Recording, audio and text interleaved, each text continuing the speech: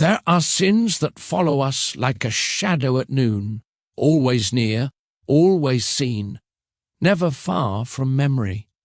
Yet even there, grace meets us. In the TableTalk Magazine article titled, "My Sin is Ever Before Me," drawn from Psalm chapter 51, we find David undone by guilt but upheld by mercy.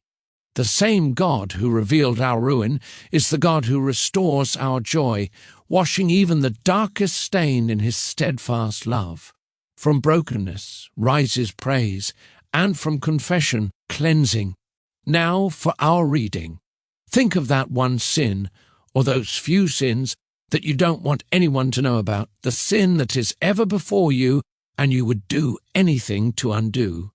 We often wonder whether there's forgiveness for having an abortion, committing adultery, engaging in homosexuality, or murdering someone.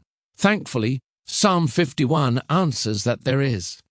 David, the king of Israel, was guilty of adultery and murder, which both deserved the death penalty according to the Mosaic law. Yet David pleads with God for mercy on the basis of his steadfast love and abundant mercy. Notably, he is aware of three things. He is a sinner, his sin is against God, and he has been a sinner since conception. But as much as David is aware of his sin, he is even more cognizant of God's mercy. The Lord can cleanse him from his sin. The Lord can make him pure. The Lord can cover his sins. The Lord can create in him a new heart. The Lord can keep him from falling away from him. And the Lord can restore to him the joy of his salvation. When Jesus came from heaven to earth, he fully revealed God's grace and truth. The perfect Lamb of God came to take away the sin of the world. We might be tempted to think that certain sins are unforgivable, but Jesus can make even the vilest heart clean. It is important to recognize, however, how heinous our sin is before the holy God.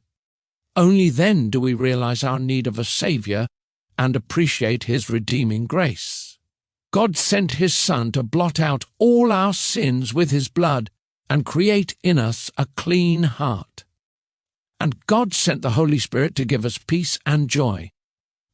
Importantly, David's confession and God's cleansing led to a life of witness. David could teach transgressors God's ways because he had experienced God's mercy. David primarily did this by worshipping God with a broken and contrite heart. In the wake of his own sin, David asked God to do good to his people so that there would be no empty worship or blatant sin, but a people who lived for his glory.